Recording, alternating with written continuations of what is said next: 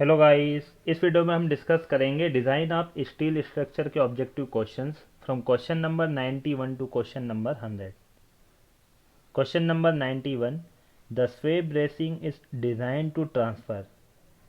स्वे ब्रेसिंग को डिज़ाइन किया जाता है किस लोड को ट्रांसफ़र करने के लिए। तो यहाँ पर हम समझ लेते हैं स्वे ब्रेसिंग होती क्या है, उसके मेन फंक्शंस क्या होते हैं।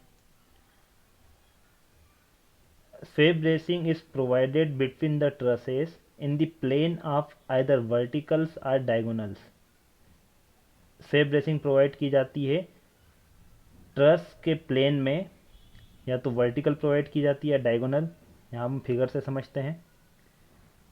एक ट्रस ब्रिज का यहाँ पर फिगर दिया हुआ है। स्वे ब्रेसिंग ये आप देख सकते हो, स्वे ब्रेसिंग है, ये डायगोनल या वर्टिकल हो सकती है।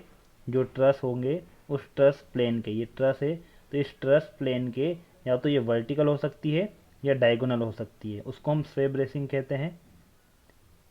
Portal bracing is sway bracing placed in the plane of the end post. Portal bracing भी क्या होती है, एक टाइप की स्वे ब्रेसिंग है जब स्वे ब्रेसिंग को हम प्लेस करते हैं एंड में। ठीक है, जैसे आप यहाँ पर देखोगे ये पोर्टल ब्रेसिंग है, तो यहाँ पर यदि हम एंड पोस्ट पर प्लेस कर देते हैं स्वे ब्रेसिंग को तो उसको हम कहेंगे पोर्टल ब्रेसिंग। वही होती है स्वे ब्रेसिंग, लेकिन स्वे ब्रेसिंग हम इंटरमीडिएट में प्रोवाइड करते हैं और जब एंड में उसे प्रोवाइड करेंगे स्वे ब्रेसिंग को तो उसको कहा जाता है portal bracing.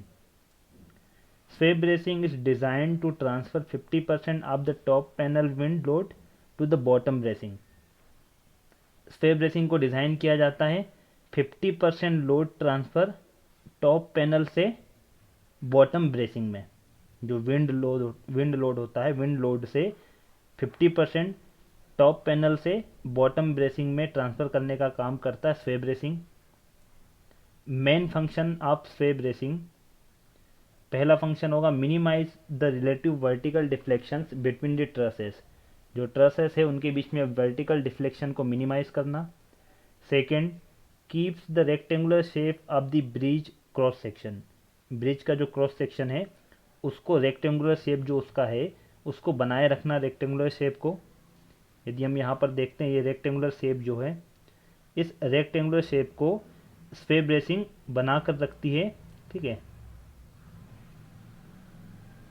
Question number 91, the sway bracing is design to transfer, option D correct होगा, 50% of the top panel wind load to bottom bracing. तो यहाँ से दो क्वेश्चन आपके बनते हैं। पहला क्वेश्चन बनता है कि स्वे ब्रेसिंग कितना लोड ट्रांसफर करती है, 50%, और कहाँ से करती है, टॉप पैनल से बॉटम ब्रेसिंग में।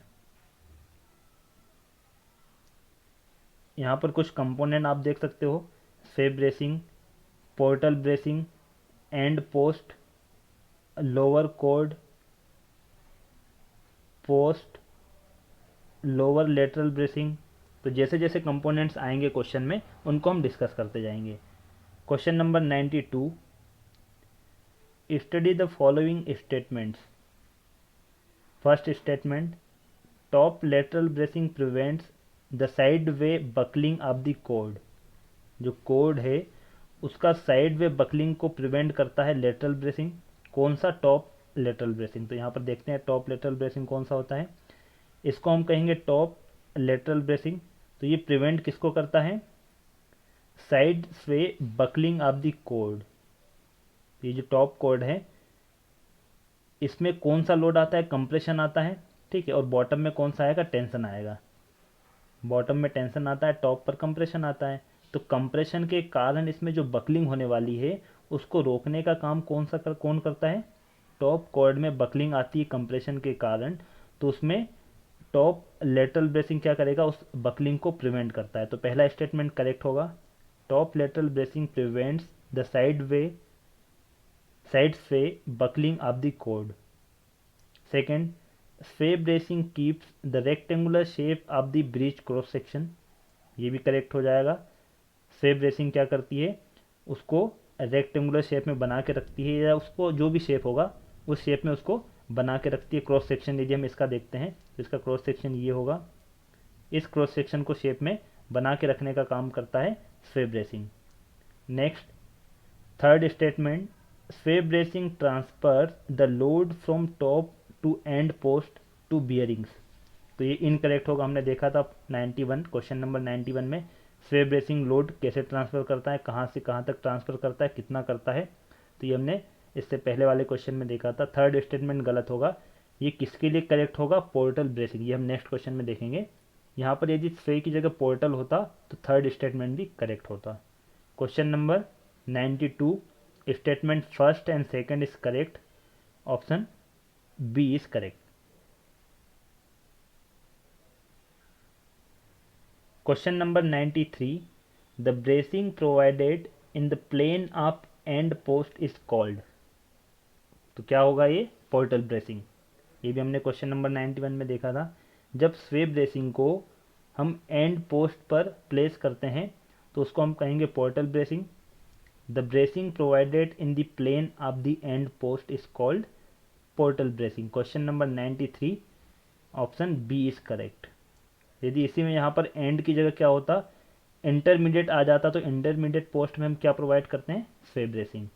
Question number 93 option B is correct. Question number 94 the portal bracing is designed for. Portal bracing को हम डिज़ाइन करते हैं कौन से लोड के लिए और कितना परसेंट होता है वो? Option A wind forces only. Option B wind force plus 1/1/4% of the compression force in to end post. Third wind force plus 2/1/2% of the compression force in to end post. D lateral shear plus 2/1/2% of the compression force in to end post. देखते हैं यहाँ पर portal bracing. वैसे definition तो हम देख चुके हैं। Sway bracing is provided between the trusses in the plane of either verticals और diagonals. Portal bracing is sway bracing placed in the plane of the end post. Portal bracing is designed for wind force. Portal bracing को हम design करते हैं wind force के लिए। Plus 1/1/4% of the compression force in to end post. 1/1/4 means 1.25%। इसका मतलब हो जाएगा 1.25%। ये 1/1/4 मतलब कितना होगा? 1.25%।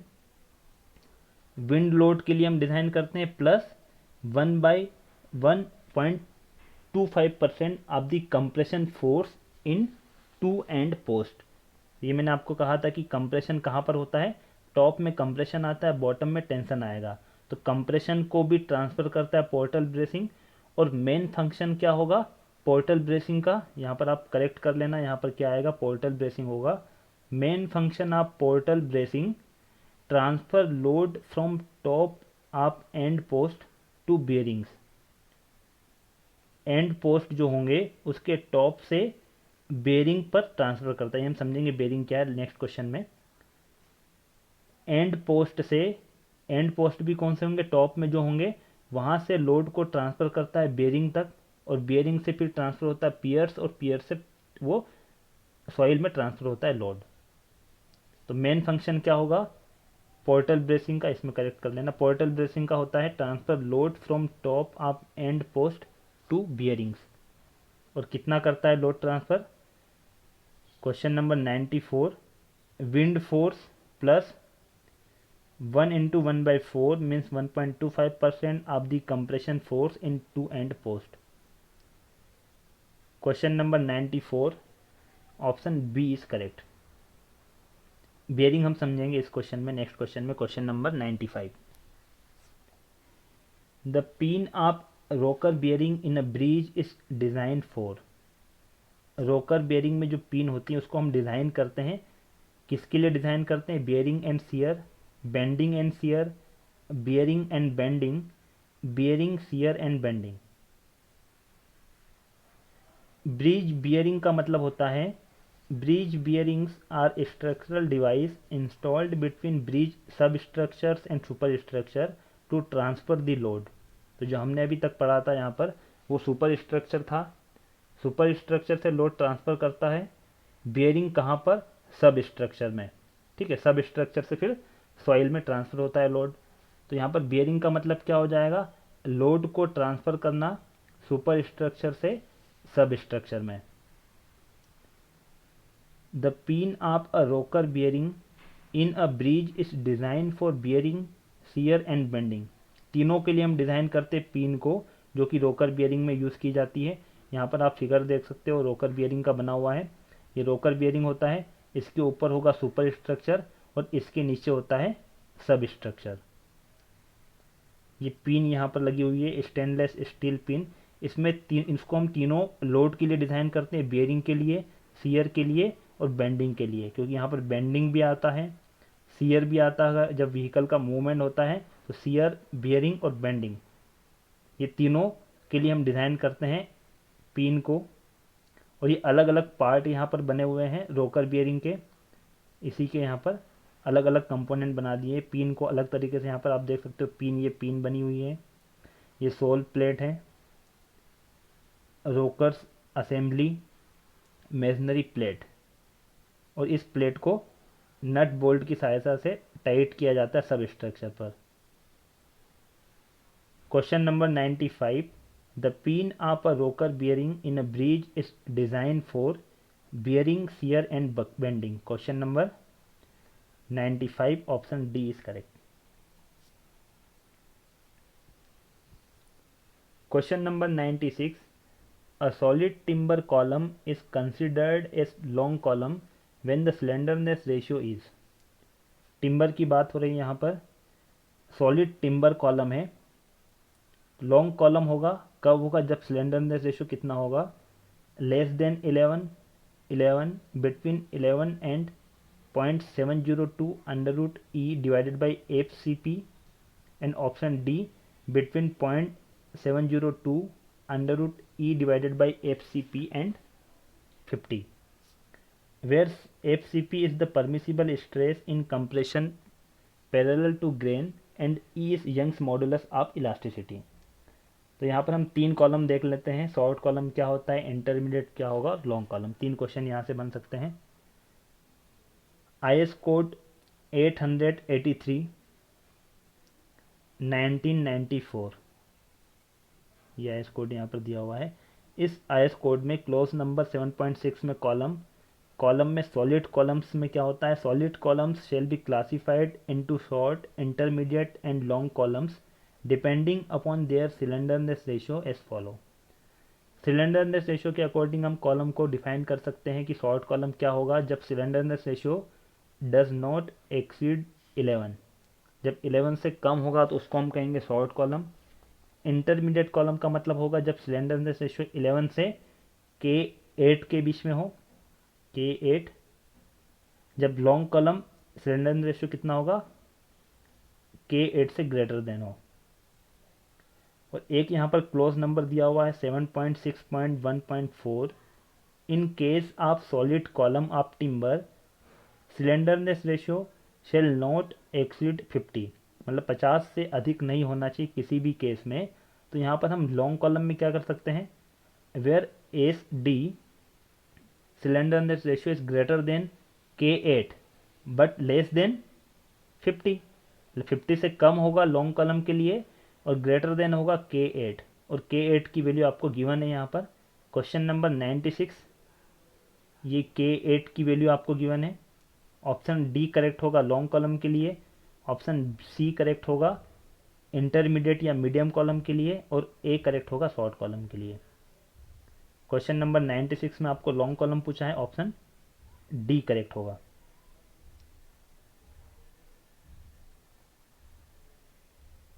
Question number 97, the least dimension in case of a circular column of diameter D is taken as. Least dimension आपको पूछा है, सर्कुलर कॉलम में हम कितना लेंगे लिस्ट डायमेंशन।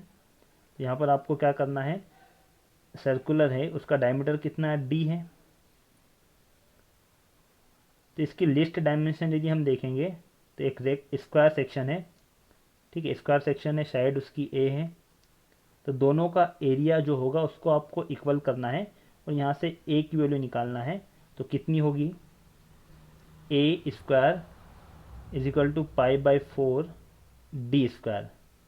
तो ए कितना आएगा यहाँ से 0.886 या लगभग कितना होगा 0.88 डी। तो लिस्ट डायमेंशन कितनी होगी, ऑप्शन सी करेक्ट होगा। Question number 97, the least dimension in case of a circular column of diameter D is taken as 0.88 D. Option C is correct. Question number 98, in case of timber structures the form factor for solid circular cross section is taken as। Form factor कितना होता है solid circular section में, और structure कौन सा, timber. ये भी हम आईएस कोड से देखेंगे, IS code 883 1994 clause number 7.5.4 form factors for flexural member, मतलब बीम की यदि हम बात करते हैं यहाँ पर बेंडिंग मेंबर्स जिसमें बेंडिंग होगा। The following form factors shall be applied to the bending stress. 4 section यहाँ पर गिवन है। पहला सेक्शन है rectangular section. Rectangular section for rectangular sections for different depth of beam the form factors K3 shall be taken as. तो यहाँ पर जो equation हमारे पास होती है moment stress into section modulus, तो यहाँ हम क्या करते हैं इसमें मल्टीप्लाई कर देते हैं कांस्टेंट फॉर्म फैक्टर से। अब वो कितना होगा अलग अलग सेक्शन के लिए अलग अलग होता है। पहला सेक्शन है रेक्टेंगुलर सेक्शन के लिए K3, ये फॉर्मूला दिया हुआ है, नोट यहाँ पर गिवन है। Form factor K3 shall not be applied for beams having depth less than or equal to 300। यदि बीम की डेप्थ 300 से कम होगी तो वहाँ पर हम K3 को अप्लाई नहीं करेंगे, और K3 को अप्लाई नहीं करेंगे तो हमारी जो इक्वेशन होती है M बराबर सिग्मा इंटू जेड, ये होती है सिंपल बेंडिंग के लिए। ठीक है, ये किसके लिए होती है, सिंपल बेंडिंग के लिए हम पढ़ते हैं M बराबर सिग्मा इंटू जेड। तो ये इक्वेशन अप्लाई होगी कहाँ पर, जब डेप्थ होगी 300 mm से कम रेक्टेंगुलर सेक्शन में। तो यहाँ पर एक क्वेश्चन और बनता है, नेक्स्ट क्वेश्चन आएगा भी। रेक्टेंगुलर सेक्शन यदि टिम्बर बीम है और उसका रेक्टेंगुलर सेक्शन है तो उसकी डेप्थ 300 से कम होगी, तो वहाँ पर हम जो फॉर्मूला यूज़ करेंगे वो सिंपल बेंडिंग का फॉर्मूला यूज़ करेंगे। और 300 से यदि ज़्यादा होती है डेप्थ तो उस केस में हम क्या करते हैं K3 से मल्टीप्लाई कर देते हैं, और K3 अलग अलग डेप्थ के लिए यहाँ पर अब वैल्यू निकालना होता है। डेप्थ जितनी होगी 300 से ज़्यादा उसके लिए हम K3 की वैल्यू निकालते हैं। Box beam and I beams के लिए कितना होता है, ये फॉर्मूला इसके लिए भी गिवन है। सॉलिड सर्कुलर सेक्शन के लिए 1.18 और स्क्वायर क्रॉस सेक्शन के लिए 1.414। तो इसका मतलब ये होगा कि सिर्फ रेक्टेंगुलर सेक्शन के केस में हम सिंपल बेंडिंग का फॉर्मूला यूज़ करते हैं टिम्बर बीम के लिए, और वो भी कब करेंगे जब 300 mm डेप्थ 300 mm से कम हो या बराबर हो। सिर्फ एक कंडीशन में हम सिंपल बेंडिंग फार्मूला यूज़ करते हैं टिम्बर बीम में, बाकी जितने भी केस है उसमें हमें सिंपल बेंडिंग फार्मूला हम यूज़ नहीं कर सकते, उसमें एक फॉर्म फैक्टर को मल्टीप्लाई करना होगा। क्वेश्चन देख लेते, क्वेश्चन क्या पूछा आपको। इन case of timber structure the form factor for solid circular cross section, solid circular cross section के लिए कितना होता है 1.18। Question number 98 option A is correct.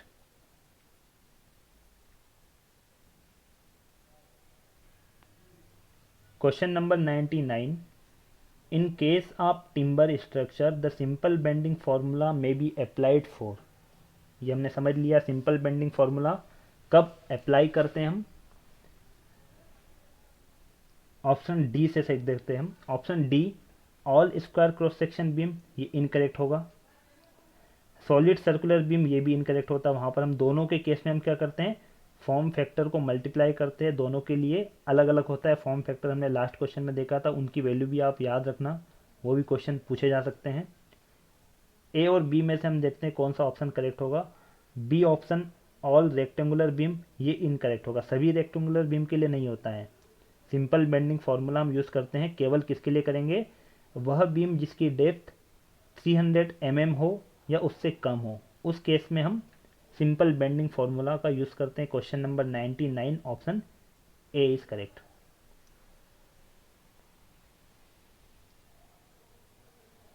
Question number 100, the elastic strain for steel is about. Elastic strain कितनी होती steel की, किसके बराबर होती है?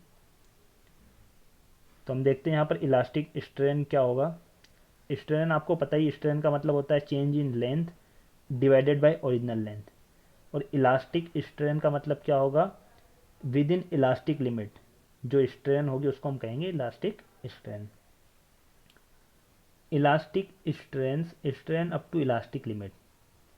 इलास्टिक लिमिट तक जब लोड लगाया जाता है किसी भी ऑब्जेक्ट में, ठीक है, तो इलास्टिक लिमिट तक हम लोड लगाएंगे और लोड को यदि रिमूव करते हैं तो वो वापस उसकी ओरिजिनल शेप में आ जाएगा, तो उसको हम इलास्टिक लिमिट कहते हैं। और उस लोड के कारण जितनी स्ट्रेन होगी उसको हम कहेंगे elastic strain. Elastic strain, strain up to elastic limit, elastic limit recover original shape upon the removal of the load. ये आपको पता ही होगा इलास्टिक लिमिट क्या होता है, प्लास्टिक लिमिट दोनों, इलास्टिक और प्लास्टिक लिमिट। इलास्टिक का मतलब होता है कि जब हम लोड लगाते हैं और लोड को रिमूव करते हैं तो एक लिमिट होगी, जब लोड को हम लगाएंगे और रिमूव करेंगे तो वापस उसके ओरिजिनल शेप में आ जाएगा। और एक लिमिट से यदि हम ज़्यादा लोड लगाते हैं तो उस बॉडी में परमानेंटली क्या होता है, डिफॉर्मेशन हो जाता है, उसको हम प्लास्टिक लिमिट कहेंगे। उसको हम कहते हैं प्लास्टिक लिमिट। जब परमानेंटली कोई बॉडी डिफॉर्म हो जाती है तो उसको प्लास्टिक लिमिट कहा जाता है। तो इलास्टिक स्ट्रेन आपको समझ में आया होगा, ये हम पहले समझ लेते हैं, ठीक है, फिर ये जो आंसर दिया हुआ है ये आपको समझ में आ जाएगा। इलास्टिक स्ट्रेन हार्डनिंग का मतलब होगा when a steel is strained beyond the yield point.